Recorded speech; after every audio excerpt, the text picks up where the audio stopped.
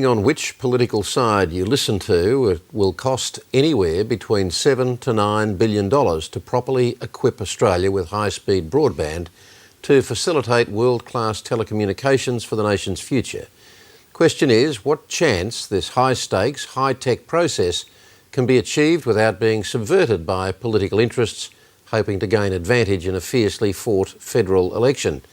At least the rollout of optical fibre in metropolitan areas will now be subjected to an open tender process, no matter who wins government. The story's different for rural and regional Australia. The government's made some ambitious promises about the internet speeds it will deliver to the bush via wireless broadband.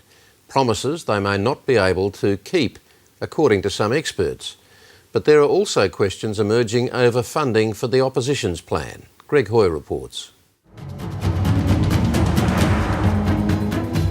The delivery of high-speed access to the global web has become a tangled web of political intrigue.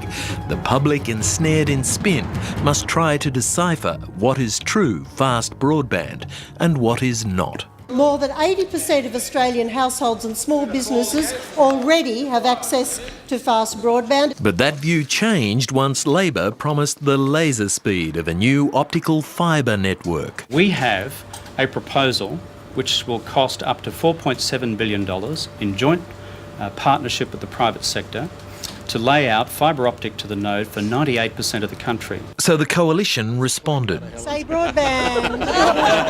pledging to explore a similar but corporately funded network in metropolitan areas and a subsidised alternative solution for rural Australia. This morning I announce a plan that will deliver by June of 2009, that's in 2 years' time, very fast broadband to 99% of the Australian population. By committing, on top of its $2 billion Regional Telecommunications Fund, a further $1 billion broadband taxpayer subsidy for OPEL, an Optus Elders joint venture, trumpeting its reliance on so-called WiMAX wireless broadband, billed as state-of-the-art. WiMAX is a very efficient wireless technology for broadband delivery, and WiMAX is capable of delivering very high speeds over some fairly long distances. You'll be able to take your laptop out to the shed and you'll be able to get on with business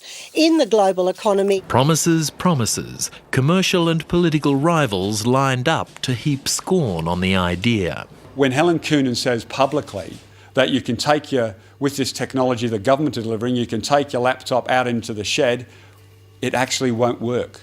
And that's simply because the government have gone for a cheap model. WiMAX or WiMAX-like technology, it's still not exactly clear what they're going to play with. In a frequency which won't travel far, it won't get out to customers. It's public frequency, so it's shared. So who do you believe? The devil, it transpires, on both sides is in the technical details that sound so impressive to the layman. Well, this uses 5.8 gigahertz of spectrum. That's an Optus. It's a class licensed spectrum. Okay, so everyone is free to use that, but there's plenty of spectrum to play in. That's the good part about it. Oh, yeah, that is good. Yeah. No, Prime Minister, 5.8 gigahertz is not so good. True WiMAX is good, with the capability of delivering true, fast-speed wireless broadband over long distances with minimal interference from weather and buildings. But the experts tell us that 5.8 gigahertz is not true WiMAX. True WiMAX requires a lower frequency, higher quality wireless spectrum, licensed only for multiple millions of dollars. Although 5.8 gigahertz is free, it's only good for short distances. And if there's 2 users, it goes half speed. The more users, the less speed. If you pick up your cordless phone while you're using your internet, your line can drop out. If you use your microwave, your line will drop out. I've heard some of these comments and they are very, very misleading.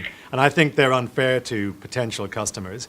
The reality is, with this sort of strength of signal you're delivering off WiMAX, small handheld battery-operated devices like cordless phones or garage doors are simply not going to be capable of creating interference. Optus is now playing down the emphasis on broadband delivered by 5.8 gigahertz public spectrum wireless. At this stage, we're planning to use a couple of frequencies, which are, one is 5.8 and the other one's in the 3.4 gigahertz range. There are a variety of ways in which you can access spectrum in Australia. You can buy spectrum at auctions. Jack and Jill are both getting broadband. The 7:30 report checked with the telcos Unwired and Ozstar, who have paid millions at auction for the great majority of WiMAX spectrum for the next 7 years.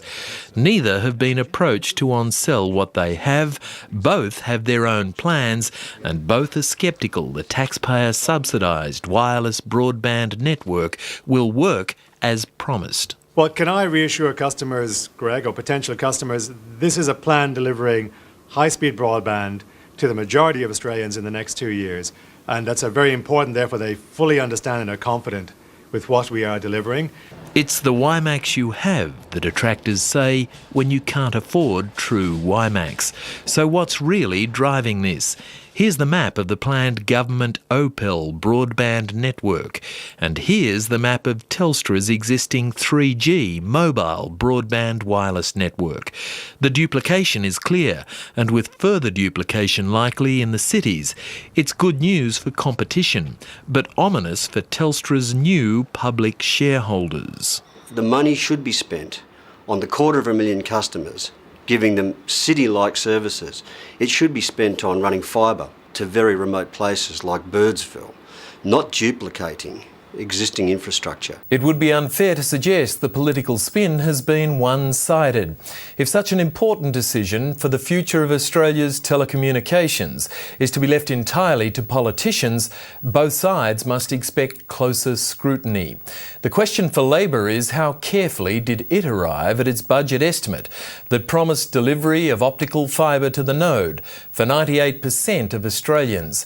The figures were based on an old and somewhat vague Telstra broadband document from August 2005. The maps that accompany the document aren't very clear exactly which areas would have fibre to the node and which areas would have ADSL2+.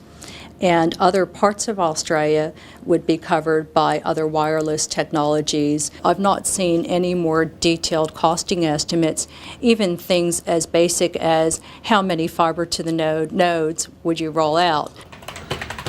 Labor's response to this was to shoot the messenger, telecommunications consultant Shara Evans of Market Clarity. Let's be clear about Market Clarity. They're a company that's been attacking the Labor plan for a couple of months now. We've had lengthy discussions with Telstra. We're very confident about Telstra's costings, and we're very confident from talking to other industry players that these figures are realistic. It's true Market Clarity has previously sided with the government, locked horns with Labor and attracted criticism for its interpretation of OECD figures.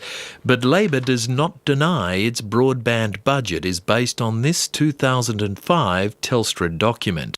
The 7:30 report later checked with Telstra, which denies having any subsequent discussions with Labor about its old plan, which is not specific about how much of Australia could be afforded optical fibre and how much would only receive lesser broadband technologies. We've talked with Telstra at length. We've talked with the Optus G9 consortium at length. We're very confident about our figures. Again, such vagaries are not one-sided.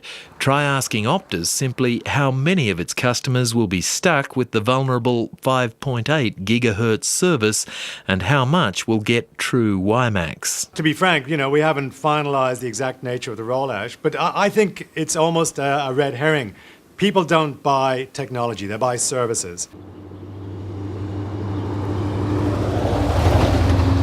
What is true fast broadband and what is not? Though the debate has raged all year, all that's become clear is this argument has a long way to run. With a certain amount to be taken on trust. Greg Hoy with that report.